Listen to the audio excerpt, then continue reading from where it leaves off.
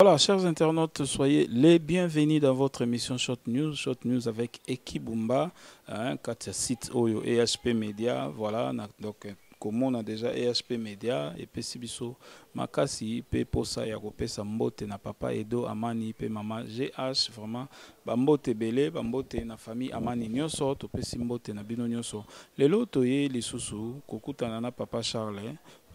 Oazali, troisième messager, donc ndenge tomonaka Moïse, tomonaki Jésus-Christ, et lelo tozan attend il y a vengeance avec papa Charles. Papa Charles aza éprouvé, toye tosola na ye toyokaki sango yango toye biso moko toyoka qu'est-ce qui se passe,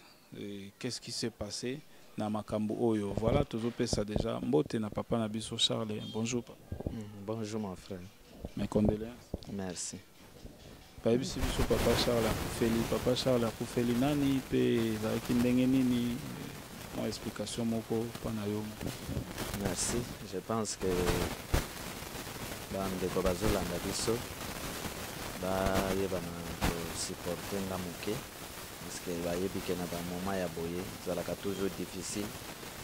po moto oyo aza éprouvé aloba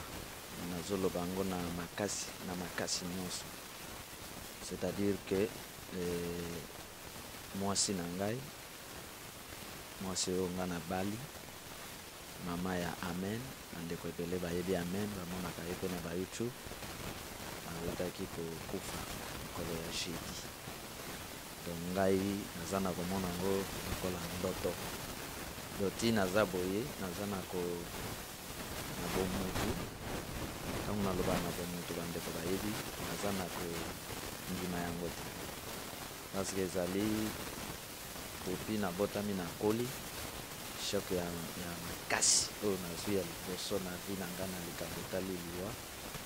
eza shok oyoka yango mpenza ndeko ezali oyo nayoki nazalaki na bando ozwa clip ya banzembo oyo tozosala nde babengi ngai na bandeko ke baloba bon mama ya amen akufi na telefone pepe mama amen wapi mama ya amen mama Hilda tokati pe nabengi na ndako ya mama na biso mama Suzan ayebisingaki bauti koinforme ye te tolongwaki wana toyaki ndako ndeti lelo toza na kozelaka basala programme pour ke tokunda. Voilà, eza vraiment pasi parce que kokufela mwasi, kokufela mobali, kokufela mwana ezaka facilité ndenge ye moko papa Charles alobi tosupporte ye vraiment. Eza moment oyo ntango mosusu akoloba mingi te, mais lokola mosali na Nzambe, lokola envoyé, je suis sûr que papa akoki kozanga message te epai ya bana na Nzambe na makambo etali message ya Nzambe pe koyeba bandeko mosusu pe bazali na même cas oyo bakufeli bana basi lokola mibali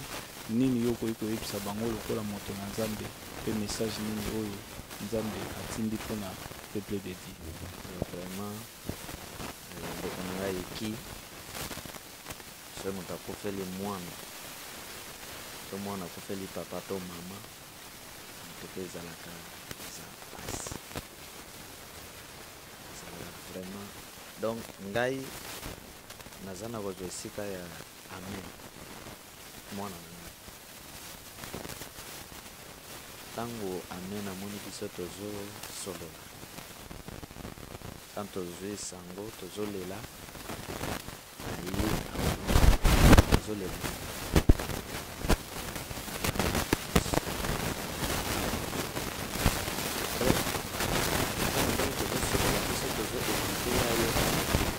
soki ayoki batangi koma mama na ye akosana mama natikali azotala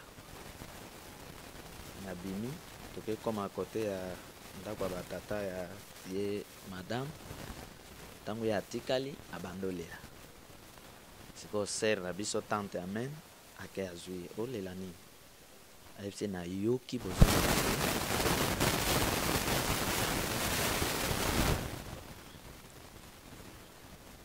ntango na ye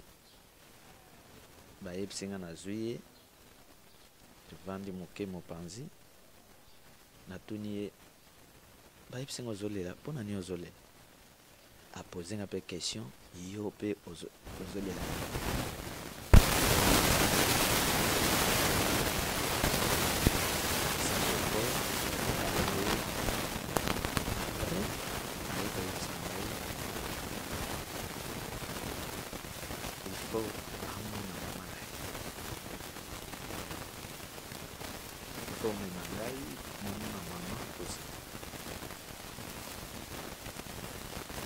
bandeko oyo bakufeli tomonaka yango moto akufi mwana azomibanga to mama parent azomibamba mpo mwana akufi azomibamba na mabele to bato bakutanana nango te moya comprendre te bato wana mibamba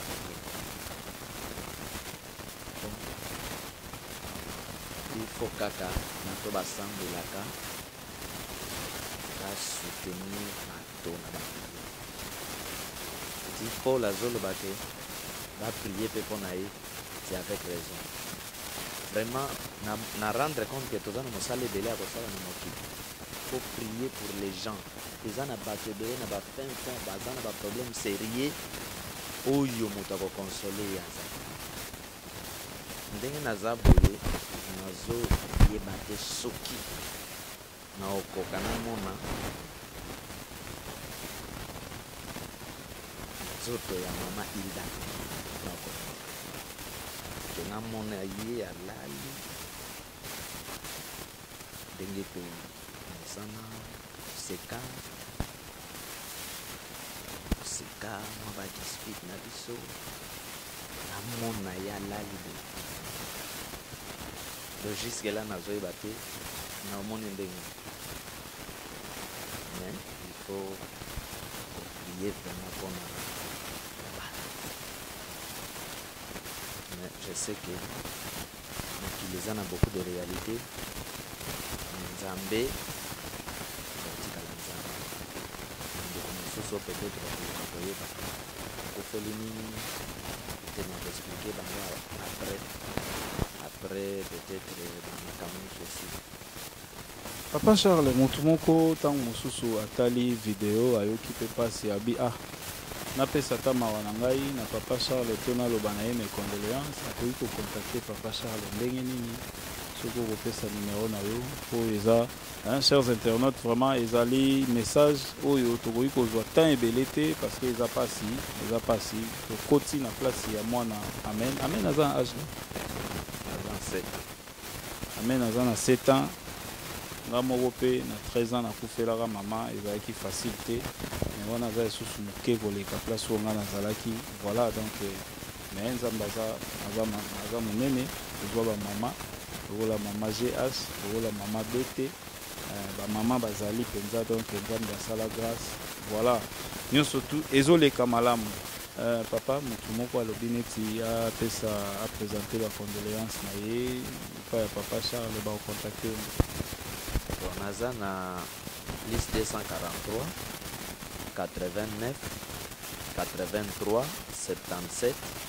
536 89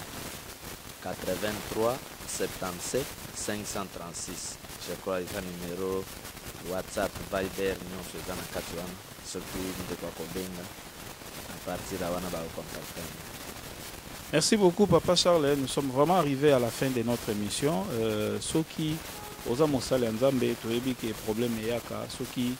liloba moko ezali pona bana nzambe nyonso to prière moko kosala pona nation to nini okoki koloba pona mboka Congo lobi pe tozalaki na marche ainsi de suite mon message moko pona mboka pe pona basa bana nzambe nyonso tout partout bazotala na monde. Premièrement, Nzambe a consolé mitema ba Congolais. Ba Congolais bakota na boumbu oyo bazobenga mikolo ke prison à ciel ouvert. Nzambe a consolé mitema ya ba Congolais et nazali ko croire na yango.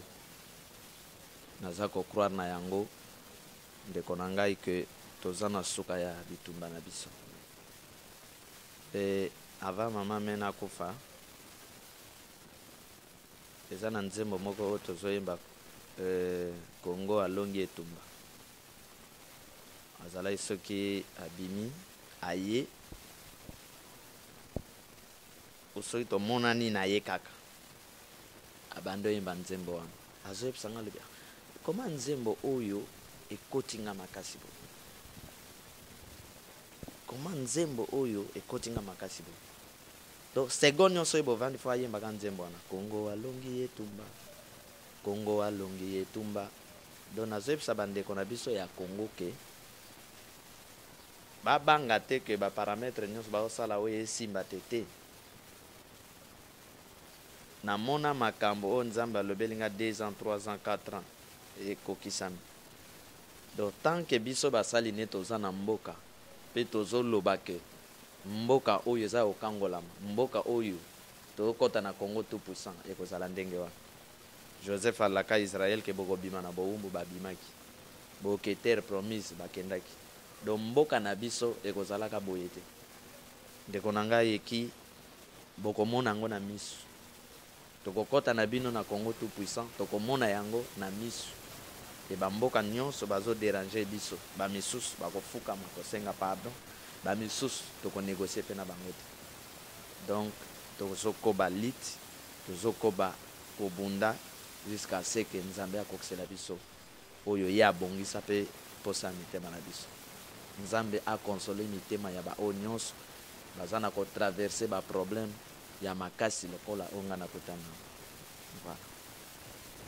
Merci beaucoup vraiment bandeko nyonso tu naza sur tolandi biso nyonso tu message nini oyo Papa Charles apesi na peuple congolais nyonso partout tozwami et toyebake Congo elongi etumba Congo alongi etumba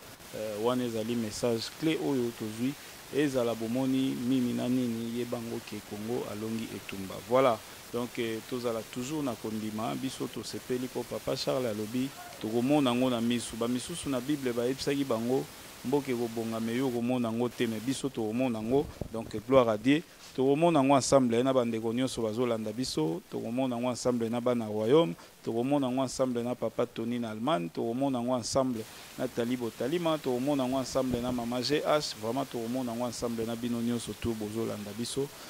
à travers cette émission na ESP Media topesi mbote na oya simbela biso caméra na kombo ya Junior Mpidi yepe na simbela biso caméra pe tokopesa mbote na oyo équipe nyonso ya ESP Media oyo osimba montage oyo nyonso tu kumutula ba mbote na yo place ozali topesi mbote na Gloire Ngindu na kati ya Angola